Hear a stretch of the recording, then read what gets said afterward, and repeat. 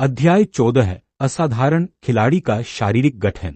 तीनों हत्यारों के एक साथ किए गए हमलों से ब्लैकी को काफी नुकसान पहुंचा। हालांकि उसने कई साधारण कपड़े के कवच पहने हुए थे, फिर भी उसकी लगभग आधी शक्ति नष्ट हो गई थी। विस्डम गिल्ड शेरों ने आपकी पार्टी पर हमला किया है। पार्टी के सभी सदस्य बिना किसी दंड के गिल्ड शेरों के सदस्यों पर हमला कर सकते हैं।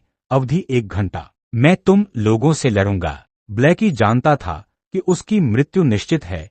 उसकी गति किसी हत्यारे के बराबर नहीं थी, फिर भी मरने से पहले वह बदला लेना चाहता था। ब्लैकी ने शाप का जाप करते हुए शून्य दूरी से क्वाइट वुल्फ की ओर एक काला तीर चलाया। क्वाइट वुल्फ ने तिरस्कार भरी मुस्कान दी, हालांकि तीर से बचना असंभव था। फिर भी लेवल 0 पर उसके पास 80 एपी थे। एक कर्समेंसर का हमला कितना शक्तिशाली हो सकता है? क्या वह उसे पल भर में मार सकता है? हांग डार्क एरो ने क्वाइट वुल्फ को निशाना बनाया। क्वाइट वुल्फ के सिर के ऊपर 76 अंकों का नुकसान दिखाई दिया, जिससे उसके पास तुरंत कुछ ही एचपी बचे रह गए। इतना नुकसान देखकर क्वाइट वुल्फ तुरंत हक्का-बक्का रह गया। उसकी आंखें मानो अपनी जगह से बाहर निकल आईं। बाकी दोनों हत्यारे भी उतने ही हैरान थे। ये श्राप देने वाला यंत्र कैसे हो सकता है? ये तो बस एक तोप थी जिसने नुकसान पहुंचाया था। वह भी हैरान रह गया। ब्लैकी ने कभी कल्पना भी नहीं की थी कि लेवल 3 का डार्क एरो इतना शक्तिशाली होगा। लेकिन असल में यह सिर्फ लेवल 3 डार्क एरो का ही असर नहीं था। इसमें हाई डैमेज वाला ब्लैकवुड स्टाफ, माइट ऑफ 1000 का ऑरा इफेक्ट और लेवल सप्रेशन से मिलने वाला बोनस डैमेज भी शामिल था। इतना ज्यादा डैमेज इन सभी के एक साथ काम करने से ही संभव था। गड़े यार, चलो इसे मार डालते हैं। भाइयों, इसका डंडा जरूर कोई रहस्यमयी लोहे का उपकरण है। एक अनुभवी गेमर क्वाइट वुल्फ ने तुरंत प्रतिक्रिया देते हुए ब्लैकी के हथियार के प्रति अपना लालच जाहिर किया। ब्लैकी का इतना ज्यादा नुकसान पहुंचाने की क्षमता निश्चित रूप से किसी रहस्यमयी लोहे के हथियार के कारण ही थी, वरना वह क्वाइट वुल्फ को लगभग पल भर में नहीं मार पाता। अचानक बाकी दोनों हत्यारे ऊर्जा से भर उठे और ब्लैकी की ओर दौड़ पड़े। उनके पास एक साधारण हथियार तक नहीं था और न ही कोई रहस्यमय लोहे का हथियार। अगर उन्हें ब्लैकी का रहस्यमय लोहे का हथियार मिल जाता तो उन्हें बहुत फायदा होता। तीनों हत्यारों ने फिर से हमला किया, जिससे ब्लैकी के केवल 6 एचपी बचे। जब उन्होंने देखा कि ब्लैकी मरने वाला है तो तीनों हत्यारे और भी उत्साहित हो गए।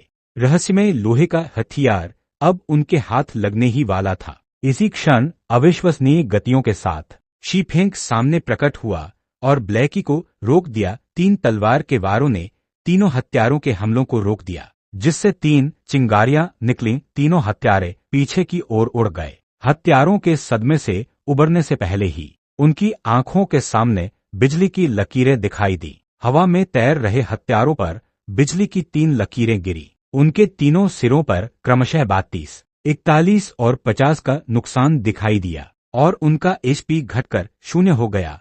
उनके शरीर तारों की रोशनी में बदल गए और पल भर में गायब हो गए। क्योंकि हत्यारों की रक्षा क्षमता कम थी और वे लेवल सप्रेशन के अधीन थे, इसलिए लेवल 2 थंडरिंग फ्लैश का प्रभाव बेहद भयावह था। भाई फिंग ब्लैकी शीफेंग की पीठ को देखकर अवाक रह गया और अवाक होकर बोला, क्या आप भाई फिंग हैं? सब कुछ बहुत तेजी से हुआ। शीफेंग अचानक प्रकट हुआ और उसने अपनी तलवार 3 बार घुमाकर अलग अलग दिशाओं से आ रहे 3 हमलों को रोक दिया। फिर उसने थंडरिंग फ्लैश से हमला किया। ये सभी क्रियाएं पलक झपकते ही हो गईं। यह इतना तेज था कि हत्यारे प्रतिक्रिया भी नहीं कर पाए। शीफेंग की हरकतें और प्रतिक्रियाएं बिल्कुल अमानवीय थीं। अगर ब्लैकी सामने खड़े शीफेंग से परिचित न होता तो शायद वह यह भी सोच लेता कि कोई और शीफेंग होने का नाटक कर रहा है। चारों ओर नजर घुमाते हुए शीफेंग ने पाया कि 8 खिलाड़ी उन्हें घेरे हुए हैं।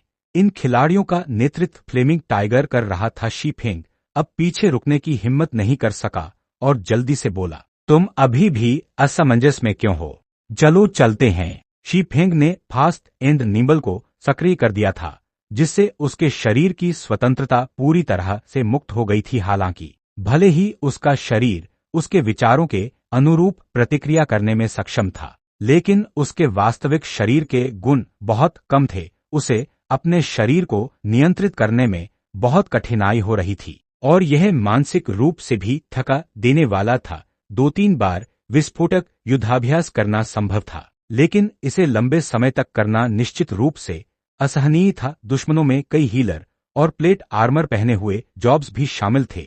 अब शी फेंग और ब्लैकी के पास भागने के अलावा कोई विकल्प नहीं था। ब्लैकी लगातार अपना सिर हिलाता रहा। सब लोग उन पर टूट पड़ो, मुझे मेरा कांस्य उपकरण जरूर दिलाओ और इस खदान पर कब्जा करो। फ्लेमिंग टाइगर ने अपने होठों के कोने को चाटा। वह बेहद उत्साहित था। उसे तीनों हत्यारों की मौत से जरा भी फर्क नहीं पड़ता था। शुरू में फ्लेमिंग टाइगर अभी भी गुस्से से उबल रहा था।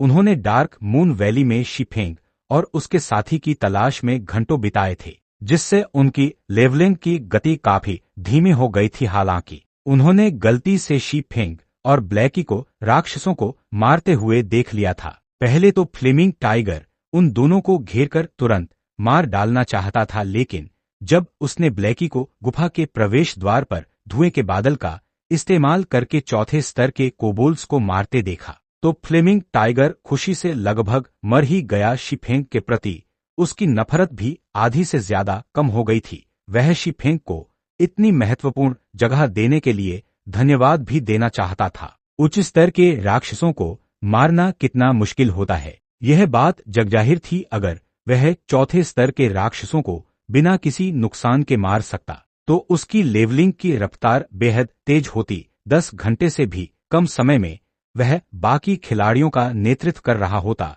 जब उसे दूसरों पर भारी बढ़त मिल जाती, तो रेड लीफ टाउन को एकजुट करने का काम उसके हाथ में होता, और जब वह समय आता, तो वह शैडो वर्कशॉप का कप्तान भी बन सकता था। गॉड्स डोमेन के लॉन्च के कारण अनगिनत वर्चुअल गेम कंपनियों को अपना कारोबार बंद करना पड़ा। अरबों खिलाड़ी गॉड्स डोमेन से जुड़ गए। इस मुनाफे में अपना हिस्सा पाने के लिए कई उद्यमों और वित्तीय समूहों ने एक के बाद एक गॉड्स डोमेन में निवेश करना शुरू कर दिया।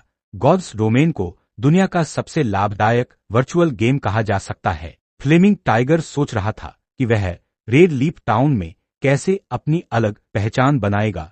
उसने बड़े बड़े गिल्डों को सबक सिखाने के बारे में सोचा। उसने शैरो का कप्तान बनने के बारे में भी सोचा। जब वह समय आएगा, तो महंगी कारें, खूबसूरत महिलाएं और आलीशान बंगले हासिल करना बस कुछ ही समय की बात होगी। इन सब बातों को सोचकर फ्लेमिंग टाइगर बेहद उत्साहित हो गया। उसे शी फेंग का आभारी होना ही था कि उसने उसे ये सब चीजें दी। हालांकि प्रशंसा मात्र प्रशंसा ही रही। वह अब भी शी फेंग और ब्लैकी के पास मौजूद कांस्य उपकरण को जाने नहीं दे सकता था। भाई टाइगर, वे दोनों बहुत तेज हैं, हम उनका पीछा नहीं कर सकते, एक बरसेरकर ने कहा। वे भाग्यशाली हैं कि वे तेज दौड़ते हैं। हालांकि जमीन का यह अनमोल टुकड़ा ही काफी है।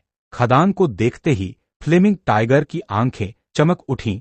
उसने पहले ही कल्पना कर ली थी कि वह रेड लीफ टाउन का नेतृत्व बड़े ही शान से करेगा। भाई टाइगर, व्हाइट वुल्फ और बाकी दो का क्या हुआ?